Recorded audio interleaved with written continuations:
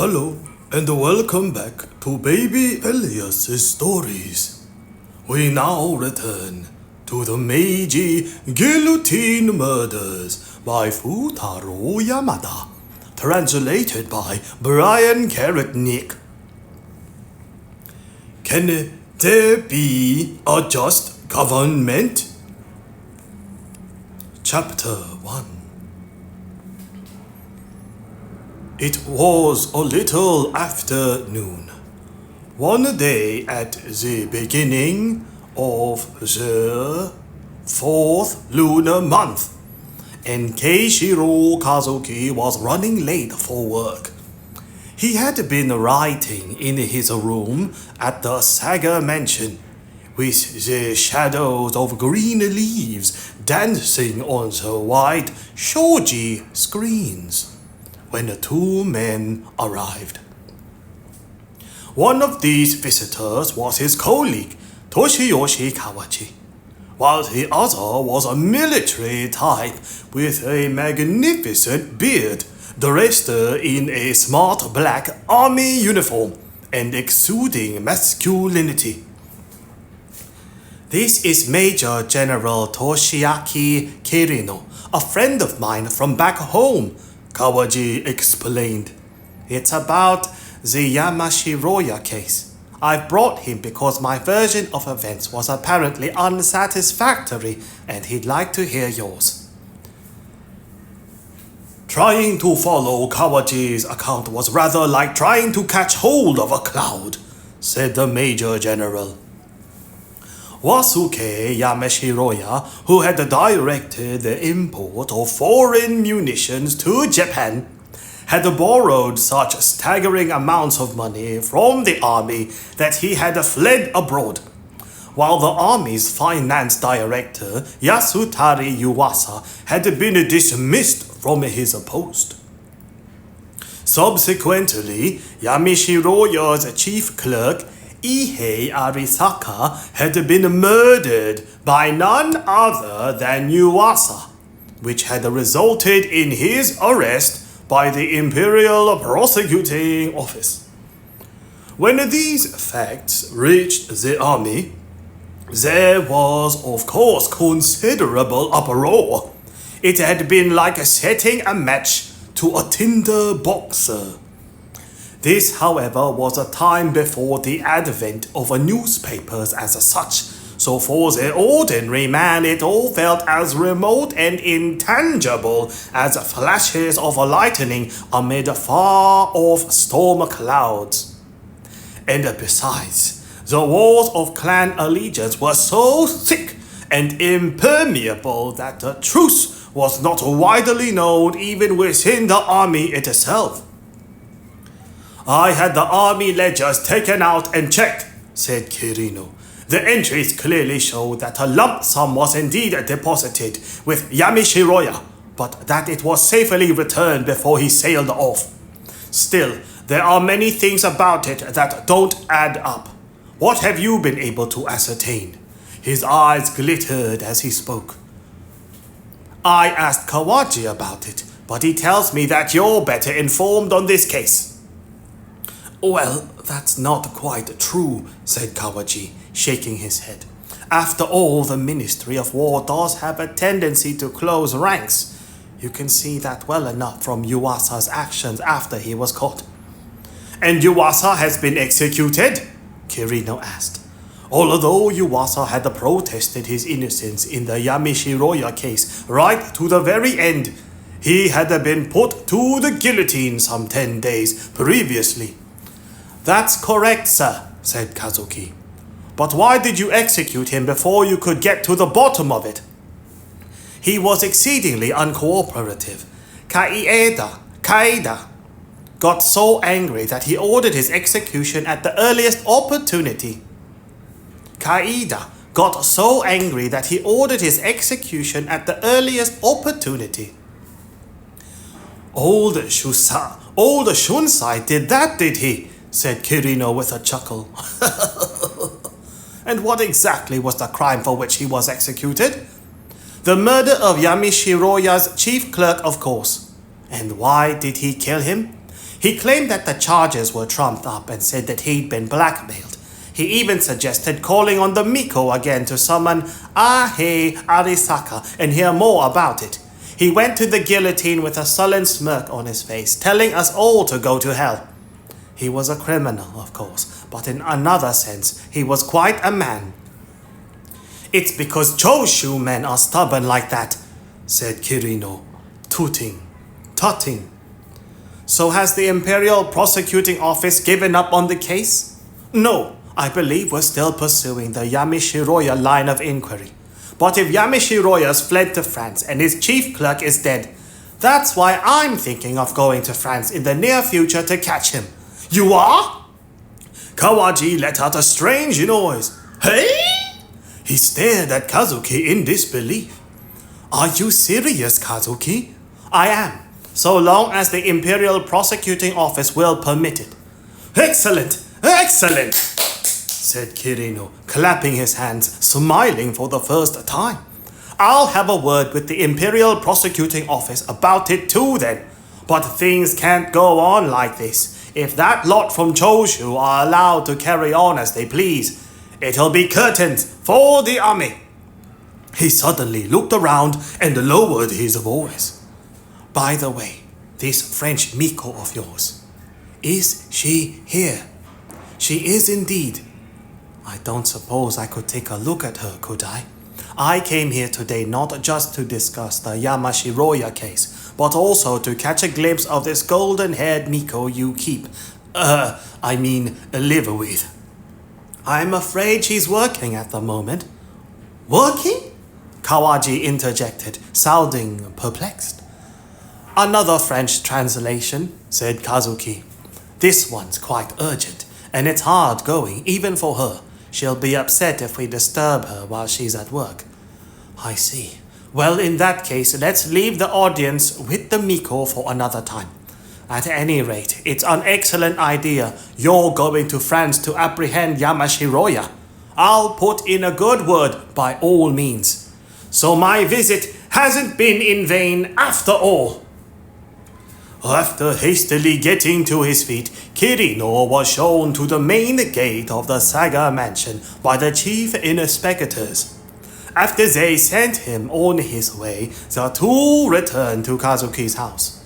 Kirino and Kawaji were from the same place, but despite Kawaji's advantage of 2 or 3 years, Kirino was the haughtier of the two, while Kawaji was more reserved.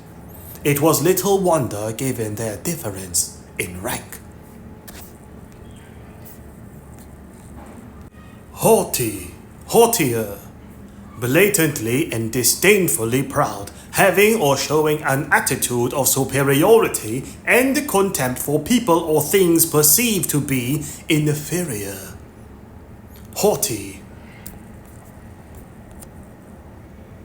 Kirino was haughtier of the two, while Kawaji was more reserved. It was little wonder given their difference in rank. Well, that was interesting, said Kazuki. That man's head is full of nothing but clan-based hatred. I'm well aware that only people from Choshu are involved in the Yamashiroya case, but I'm not investigating it just to overthrow them. I know, I'm sorry about that. He has been a fierce reputation, and he has a bee in his bonnet about this case. He has a fierce reputation, and he has a bee in his bonnet about this case. He kept pestering me, and in the end I just couldn't take it any longer, so I brought him to you. You're a good sort, Kawaji. What makes you say that? Though you're a Satsuma man, just like him, you rise above all the clan rivalry with Choshu. Oh, I don't know about that, said Kawaji with a wry smile. Kazuki put his arm around Kawaji's shoulder. Well, it's a good thing that you and I at least know where our priorities lie, namely, cleaning up corruption in the government. All of a sudden, Kazuki remembered something. Speaking of which, do you remember Fukuzawa? You mean Yukichi Fukuzawa? The very same. He's been lobbying the government for quite some time to sell him the Shimabara domain's residence in Mita, and now it looks as though it's paid off. Just last month, he moved his school from Shiba Shinsenza over to Mita. What's more, he paid only 500 and something yen to the Tokyo Municipal Office for a plot of more than 1400 tsubo. Oh. The magnanimous Shimabara clan were furious that it had been sold without any consolation. Magnanimous, showing or suggesting a generous and kind nature. Magnanimous. Synonyms include big, chivalrous, elevated, gallant, great, great-hearted, noble, lordly, magnanimous. The magnanimous Shimabara clan were furious that it had been sold without any consolation, so they went to confront Fukuzawa in person. But apparently he just stroked his chin and turned them out of doors, saying that he'd bought it fair and square, and that they should address their complaints to the government. That was a little unsporting of him, don't you think? Do you feel sorry for them? The word is that the Shimabara domain itself will cease to exist in the near future. Fukuzawa must have foreseen this. He's a privileged man and he's leading the government by the nose. I don't think we can turn a blind eye to this sort of thing, do you? No, I don't. Kawaji had gone back with Kazuki so that the latter could change and they could go to the office together. By the way, asked Kawaji, is this thing that Esmeralda's translating something to keep old Manabe quiet again? These translations had begun with the commission from Shinpei Ito, a treatise on the French law, and ever since then Kazuki had kept bringing her more and more books to translate.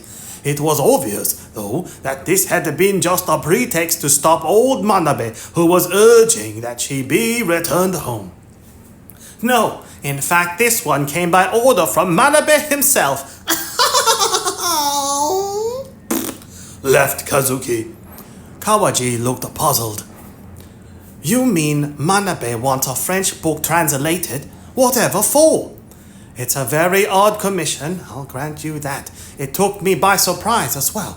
Around 10 days ago, he just arrived with this book, wrapped in furoshiki, saying it had to be translated as a matter of extreme urgency.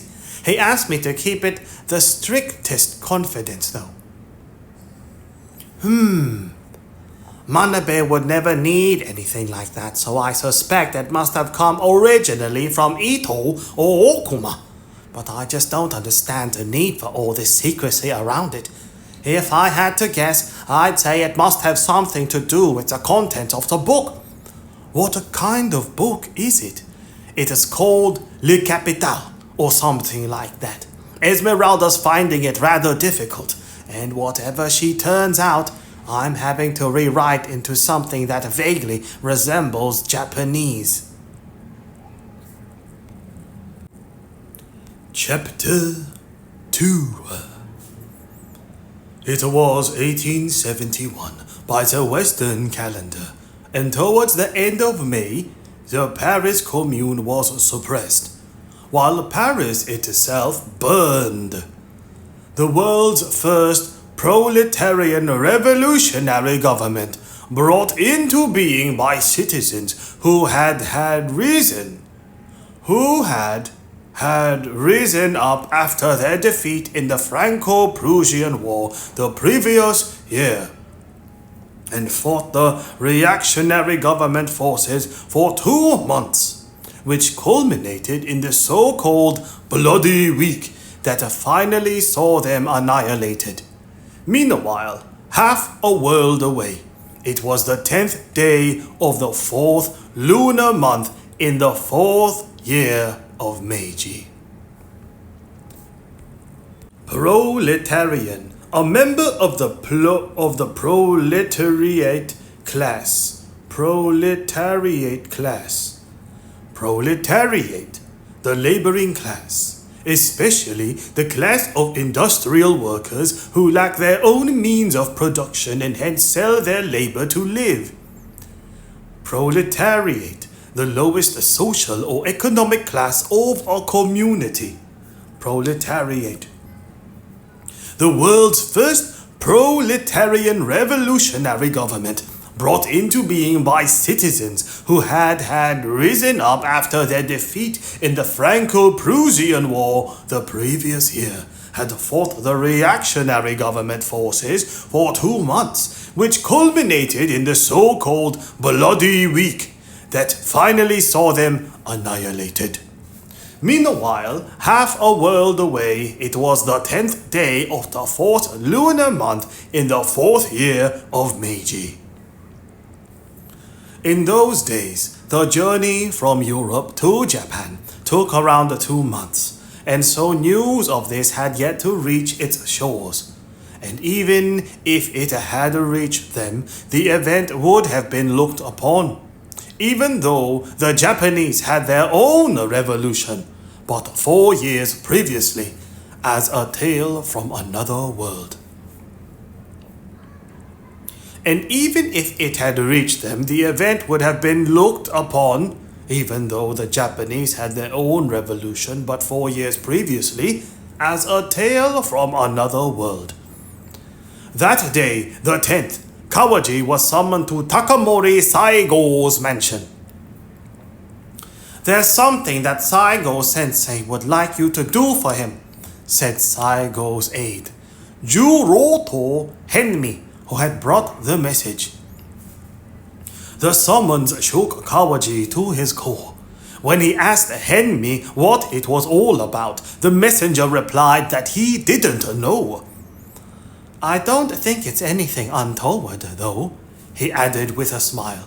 This was the first time that Saigo had asked for Kawaji by a name. In fact, he had never met Saigo one-on-one before, nor had he ever dared to approach the man himself. Kawaji hadn't the slightest idea what it could be about. Henmi had come on horseback and had also arranged for a horse to be brought for Kawaji. The two of them rode to the former Owari domain residence in Hichigaya, where Saigo lived. Having recently traveled home to Satsuma, Saigo had returned to the capital only at the start of the 2nd lunar month, and rather than make the mansion his own, he had turned it into a kind of barracks, keeping his own apartment deep inside it. When they entered through the main gate, there were soldiers milling about everywhere. Henmi spoke to one of the guards, who led them away to a shaded, leafy inner garden where there were no soldiers. There was a gazebo, and right in the middle was an enormous wooden table on low legs, around which sat 2 men wearing military uniforms. One was Saigo, but when Kawaji saw the face of the other one, it took his breath away. It was the deputy assistant to the Minister of War, Fūtarō Yamada. Kawaji saluted. "Ah, Kawaji, it's been a while, has it not? Please, take a seat," said Saigo, smiling and indicating the seat opposite him. "That will be all, Henmi. Wait over there." On the table were 4 or 5 dark brown bottles filled with some kind of liquid, as well as 3 glasses. Beside them, piled high in a large bamboo basket, was a mountain of boiled broad beans. "Kawaji, thank you for coming here today," Saigo began. "I believe you've been investigating the Yamashiroya case?" Kawaji started in a surprise. "I'm not very good at this kind of talk, so I'll cut to the chase. I would like you to stop the investigation." "Sir?" "The blunder was Yamagata's, you see. He was the one responsible for lending the army's money to Yamashiroya.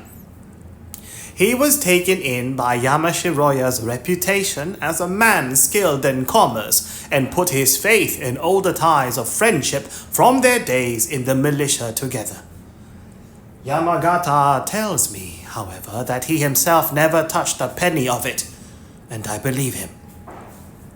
With his long, thin face, Yamagata just sat there, motionless, like a statue.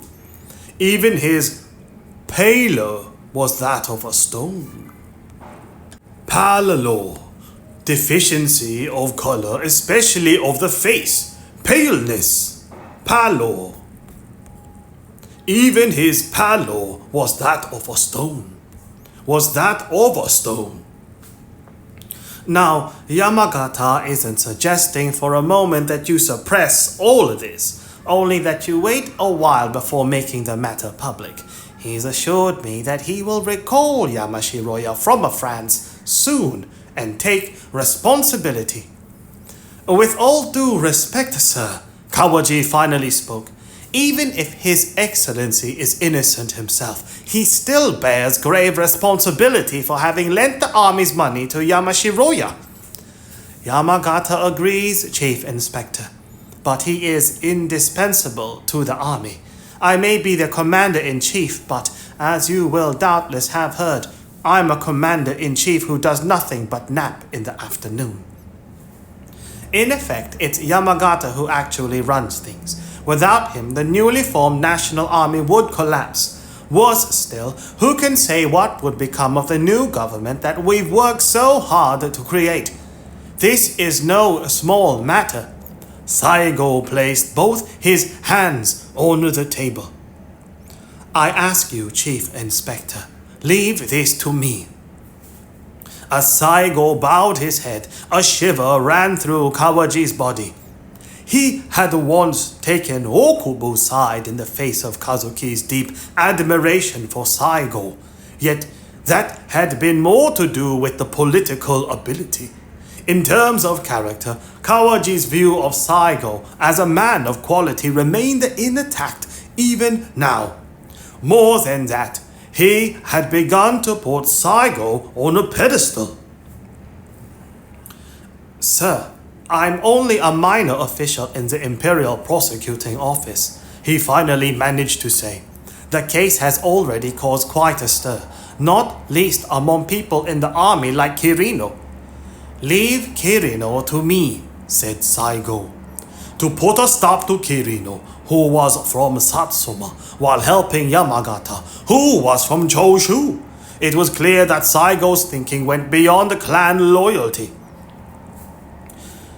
Yamagata has told me that it's the Imperial Prosecuting Office that worries him, Saigo continued. Apparently, your investigation has been most thorough. That is why I've summoned you. Will you do this for me? Of course, sir! Many a man from Satsuma would not have agreed to this, but Kawaji was more pragmatic. He did not believe that the government could ever be just. Except, Kawaji began to say. Suddenly the face of the very man who had cried out that the government ought to be the embodiment of justice flashed through his mind. There is one other person in the Imperial Prosecuting Office who is investigating the Yamashiroya case. He'll be a tough one to convince. I've just been hearing about him. He's the one from Saga, correct? Said Saigo. That man seems to have it in for Yamagata. You can discuss that with the man himself presently. For the time being, however, my duty is done. Remember, Kawaji, I'm counting on you. Saigo drained his glass in a single draught. Yes, I was given this by a foreigner. It's an alcoholic drink they call beer. I'm told it's made from barley, but it's quite delicious all the same. Why not try it while you two talk things over? He poured some into another glass and pushed it in front of Kawaji. Oh, and one other thing. I didn't want to say this earlier for fear that it might come as a shock to you. But I might as well tell you now. The Imperial Prosecuting Office is to be abolished in the very near future. Sir? Kawaji blinked in disbelief. The powers that be are starting to regret this monster they've created, which seems to be stuffed full of hardliners. These days, the very mention of the Imperial Prosecuting Office is enough to send every official into a blind panic. The fact is, it's out of control! Saigo roared with laughter. No, I'm only joking, Chief Inspector. But there is a lot of crossover between the work of the Imperial Prosecuting Office and that of the Bureau of Penal Affairs, which I'm told is causing an almighty headache. So they're being reformed into a single Ministry of Justice. Kawaji looked up at Saigo, dumbfounded. In those days, there was, in fact, yet another branch of the judiciary, and Kawaji knew only too well the confusion that it all caused. To give a simple example, if ever a private citizen bribed an official, you could be sure that the Bureau of Penal Affairs would catch one of the men, while the Imperial Prosecuting Office would catch the other. Needless to say, it was impractical to have this kind of overlap. I believe Shinpei Ito is to become the first Lord Chief Justice. The Heizen faction demanded that some positions at least should not go to Satsuma and Choju, which is reasonable enough. Ito? Said Kawachi. But he's even more feared than the Imperial Prosecuting Office. Indeed. And someday, I'd like to see you in that position. But that would be a bit of a leap at the moment. In the meantime, I've asked them to increase the number of Razotsu to 6,000 and to put you in charge of them. I'm sure you're quite capable of taking the reins. Amid the leafy shade, Kawaji seemed to light up. This isn't a spur-of-the-moment decision either. I've been thinking about this for quite some time, so I hope you won't let me down. Had the Shinpei Ito not mentioned something like this before?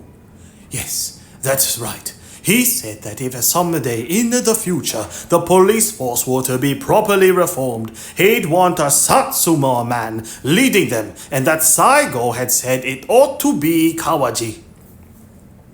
Though the memory came to Kawaji, he said nothing. Well then, said Saigo, ready to leave, if you'll forgive me, Yamagata. Suddenly, though, he bent down and picked up a ball that was lying at his feet. I found this hiding under the table, he said, handing it to Kawaji. It appears to have belonged to a child of one of the Owari clan samurai. Can you read the name embroidered on it? It was a cotton ball with thread wrapped around it. Its hiding place under the table had protected it from the elements, but still, it looked old and more than a little threadbare. Nevertheless, Kawaji was able to make out the characters. Tatsunosuke? Hasegawa? Ah, so it belonged to a boy, said Saigo, taking back the ball. In the Owari clan, even boys played with toys like this. And now we've turned their daimyo's elegant mansion into a barracks where bumpkins from Satsuma run riot. What times we live in! He laughed, tossed the ball into the air, and then slunk off across the garden. To show such a childlike playfulness after so serious a discussion, perhaps this was yet another of Saigo's superhuman traits. Chief Inspector, the statue spoke at last. I'm in your debt. The army's accounts have been replenished for the time being with accommodation bills, but that story won't hold up for much longer. This Keishiro Kazuki fellow, I know he's a friend of yours, but will he listen to you? He's a friend, but he's also quite formidable. There are things about him that even I don't understand. I doubt he'd listen to me on this matter. After all, he's a man who's made it his life's work to put a stop to any kind of wrongdoing among politicians, government officials, and the military. Yamagata grimaced. He has under his control this foreign Miko with mysterious powers, while he himself likes to speak in words that sound like mystical incantations whenever he appears before the directors of the Imperial Prosecuting Office. One way or another, he enjoys a great deal of trust there. Or maybe it's precisely because of all this that he's won their trust. I believe it's all in aid of rooting out corrupt government officials, though. He's even said that he intends to go to France in the very near future in order to find Yamashiroya. And if the Imperial Prosecuting Office is abolished, said Yamagata, well, Ito-san is supposed to be the new chief of the judiciary. He's not only from the same province as Kazuki, but Kazuki's younger brother is a favorite of his, which complicates things. On the face of it, of course, Kazuki is only investigating relatively minor officials, but I have a suspicion that he's using them as a means of looking higher up the ladder. Ito should never have been appointed. Even now, his long, thin face was as expressionless as a no mask, but he was unable to conceal a flush of anguish. Something has to be done about that man before Ito becomes Chief Justice and before he can go to France. As he spoke, a look of malice appeared in Yamagata's face. The thing is, my dear Kawaji, we've already looked into this Kazuki, and certain measures have been taken. The plan is a little heavy-handed, and I myself am not entirely satisfied by it. But after hearing you speak just now, I've reached the conclusion that we no longer have any choice but to go ahead with it. A plan, sir? Since taking on Kazuki himself could backfire, we've decided to take a circuitous route and, to put it bluntly, set a trap for that foreign Miko. Circuitous, having a circular or winding course. Circuitous, not being forthright or direct in language or action. Synonyms include circular, indirect, roundabout. We've decided to take a circuitous route and, to put it bluntly, set a trap for that foreign Miko. Namely, she's to be arrested on charges of possessing and translating forbidden literature. If Kazuki wants her freedom, he'll have to keep quiet. Kawaji was speechless. But that must be the book that Manabe-san asked her to translate. You know about this? Does anybody else know? No, Kazuki told me about it in the strictest confidence, so I doubt anybody other than me has heard about it. It's reached my attention that Manabe was keen to get that foreign Miko away from Kazuki by any means possible, and not just to get her away from him, but to get her out of Japan entirely. So I summoned him and we discussed the matter, and he agreed. You mean the old man? Even if it's revealed that the book came from Manabe, that will not absolve the girl of her crime. But if I may, I should like to request your help in ensuring that Manabe's part in this does not come out. Indeed, without your help, this plan may not work. What exactly is the book? The book I gave to Manabe is written in French, although the original was in German. From what I've read of the translation, it's truly appalling. It's a truly appalling work. Far more harmful than anything those Jesuits write. It's a book that mustn't be allowed into Japan. Not a single line on a single scrap of paper. The translator fully deserves the maximum punishment. The sky clouded over, and suddenly the silhouettes of the two men sitting in the gazebo turned black amid the verdure. In the distance, there were bursts of laughter. And among them, Saigo's voice echoed especially loudly. Perhaps he was tossing the ball about with the soldiers. Yamagata and Kawaji lapsed into silence. Chapter 3. We can go to France, cried Kazuki, returning from work one day at the start of the 5th month. I've been granted permission to go! Yet his high-spirited announcement met with an unexpected reception. Keishiro? Said Esmeralda, a strange expression on her face. Monsieur Kawachi. He came for the book. He did what? Said Kazuki, stunned by this news. About 3 days previously, they had finally finished translating Le Capital. But although Kazuki had informed old Manabe of this, he still hadn't come to pick it up. Given the old man had insisted that it be done in the record time, this was something of an anticlimax. But Kazuki had no choice but to wait. Now, having been told that Kawachi had come to collect it, Kazuki was puzzled, but thought no more about it. He did not even want to chastise Esmeralda for having given it to him. Over the next few days, Kazuki did not even see Kawachi at work because the latter did not show his face at the office. Still, Kazuki did not suspect anything in particular. After all, the nature of their work was such that even he did not go to the office every day.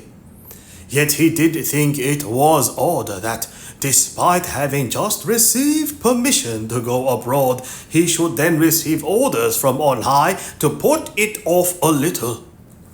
Still though, he didn't connect any of this with Le Capital. It was on the 10th day of the 5th month that disaster finally struck.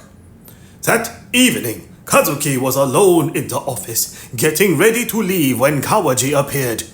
They had not seen each other in almost 10 days, and Kazuki was surprised to see him. Well, where have you been lately? He asked. Kawachi's face was not pale or haggard, but for some reason Kazuki felt as though he had never before seen it look so solemn or pitiful. Kazuki, I have some bad news, he said. Esmeralda has been arrested. Esmeralda, said Kazuki, taken aback. What has she done? It's in connection with that book, Le Capital. For several seconds, Kazuki was lost for words. When? About an hour ago, Kawachi replied. I was there at the arrest. They've already taken her to court in Macho. All because she translated that book. I'm sorry, Kazuki. It's all my fault, he said, bowing his head in apology. I thought it was odd that old Manabe had asked her to translate the book in such a hurry. So when it was done, I borrowed it so that I could take a look. I didn't understand much, but it seemed interesting. So, without thinking, I showed it to Kaeda. He circulated it among the other directors. He even showed it to Okubo, Kido, Inoue, and Ito. And they've kicked up a real fuss. They said that the book is dangerous and that if it were to be translated and disseminated throughout Japan, it could not only threaten Japan's future, but even bring about the total collapse of the government. For all the bombast of Kawachi's description, there could be no mistaking the book. It was, of course, Karl Marx's Das Kapital, which had been published as recently as 1867. That is, in the 3rd year of Keiyo. Little by little, the blood drained from Kazuki's face. He, for one, did not consider Kawachi's description to be an overstatement, and he had suspected that old Manabe's reasons for asking him to keep the book a secret had to do with its contents. Like Kawachi, he too had found many of the words puzzling, but he also dimly sensed that it was one to be feared. Kazuki, however, had believed that the book was just one of the many in the great deluge of foreign books that had entered Japan since the Restoration, and it had never crossed his mind that this book might be special in some way. At last, he knew why his trip to France had been postponed. The Imperial Prosecuting Office had launched an investigation. But, he said, but why has Esmeralda been arrested and thrown in jail when the commission for the translation came from Uncle Manabe? Esmeralda hasn't told them that. I asked her about it when she was arrested, but all she said was that the book had been sent recently from France. You asked her, but you already knew that. But can we say that, Kazuki? Can we mention Manabe's name? Kazuki was utterly speechless. If Manabe's name comes out, said Kawaji, all the higher-ups from Choshu will be liable to stick the knife in. Saying that somebody from Saga asked her to do it won't make matters any easier. That's it. I'm going to Kodenmacho. I need to see Esmeralda. Having kept her promise not to divulge the name of the man who commissioned the translation, Esmeralda would of course be awaiting Kazuki's instructions. Oblivious to Kawaji's attempts to dissuade him, Kazuki made to leave. When he got to the door, however, he suddenly stopped and turned around. Why haven't you arrested me, Kawaji? He asked. For a moment, Kawaji didn't seem to know what to say. You've thrown her in jail, but you haven't arrested me. Who translated it with her? Isn't that a bit odd? Or did you come to arrest me? I came to talk to you, he whispered in a low voice. To talk about what? The biggest hardliner in this investigation is Yamagata. Kawaji cleared his throat. Couldn't you just drop the Yamashiroya investigation? Kazuki walked back and stood in front of Kawaji. He looked long and hard at his friend and the rival. This is coming from Yamagata, isn't it? Kawaji looked up at the ceiling. Well, I knew you could be underhand, Kawaji, but this is really scraping the barrel. Kawaji looked back at Kazuki. His gaze was as lost as it was brazen. Your righteousness is dangerous. You're only a minor official, after all. Don't go after those higher up the ladder. If you do, never mind Yamagata. You could end up implicating Inoue, Ito, Kido, Okubo, Iwakura, even Saigo himself. What do you think the Imperial Prosecuting Office is for? Isn't it an arm of the government? The Imperial Prosecuting Office should be the agency of justice, said Kazuki. The government itself should be a just government. Anybody who disagrees with that, even those in the highest places, should be removed from office. That will have dangerous repercussions. Take my advice, Kazuki. I'm not about to make any deals, Kawaji. Not even for Esmeralda's sake. Kazuki fell silent once again. Tears welled in his eyes as he glared at Kawaji. Never before had Kawaji seen this man cry, though he knew the emotional side of Kazuki's character well enough. Still, the very sight of it took him by surprise. Kazuki, he sighed. Can't you just overlook this? Never! Thundered Kazuki as if to strike Kawaji down. Kawaji looked at the floor. You have a week, he said. Then he left the room. Chapter 4. Kazuki ran to the prison in Kondenmacho, but when the guard saw his face, he apologized, explaining that though the foreign woman was indeed being held there, she was forbidden from seeing anyone. And so Kazuki then went to see Manabe. Old Manabe lived not in the Saga residence, but in the Aoi-cho neighborhood of Akasaka. Night had fallen, and it was raining. But when Kazuki arrived, Manabe himself answered the door with Onui standing behind him, holding a lantern. "Forgive me, uncle, but I must ask you about that book."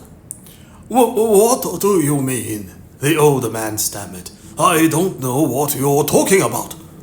Kazuki stood there in silence, his eyes boring into him.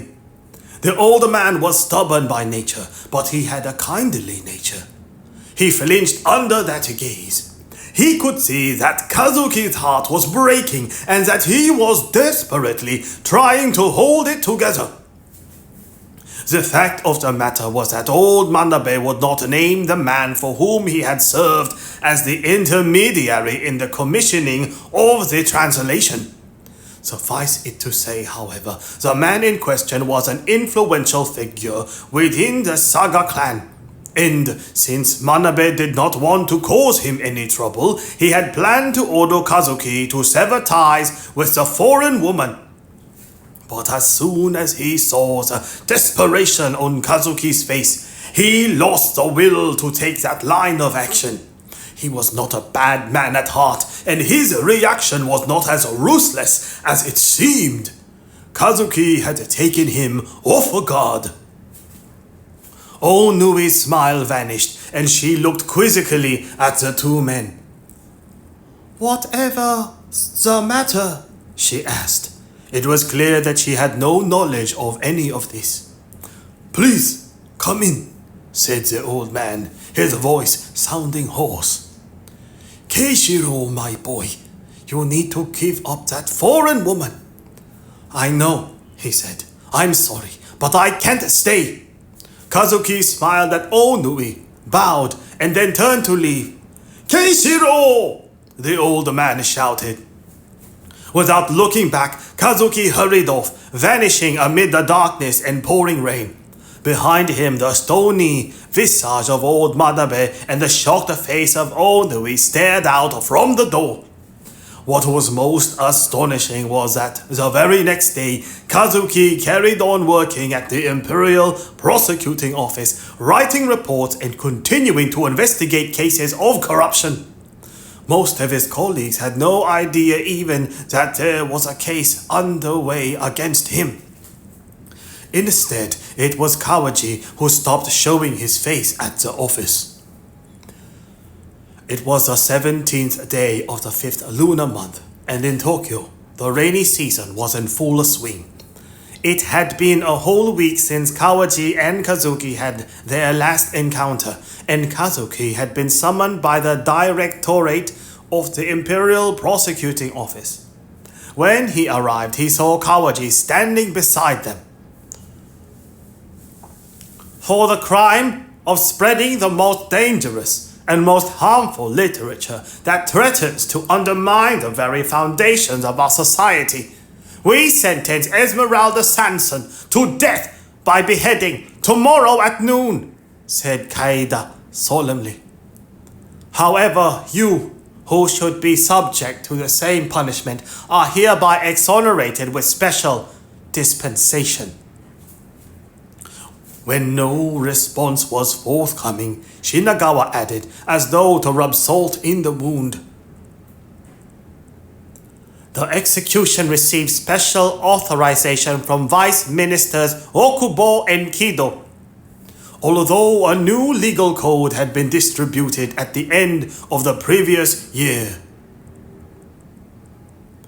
it was only in the draft form, and this was, after all, an era of chaos in which nobody would challenge the arbitrary rulings handed down by judges, or rather by government officials who were not judges by any means.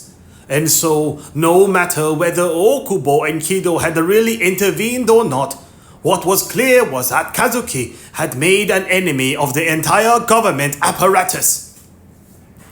Well aware that nobody could object, Kazuki did not look at all perturbed by these words, let alone make any protest. "I believe that Kawaji has something he'd like to say to you as a colleague," murmured Yukimasa Ozaki, while attempting to give Kazuki a comforting smile. Likewise, if you have anything to say, now is the time to say it. I acknowledge your judgment, said Kazuki quietly. I have nothing further to say. A look of astonishment appeared on Kawaji's face. Only, if I may be so bold as to ask, Kazuki added, tripping over his tongue. Out with it, Keishiro! One of the men thundered. One of the men thundered. If I may be so bold as to ask, I should like to request that the execution be carried out using the guillotine, as is the family tradition of the prisoner, and that you permit me, in my official capacity, to carry out the execution myself.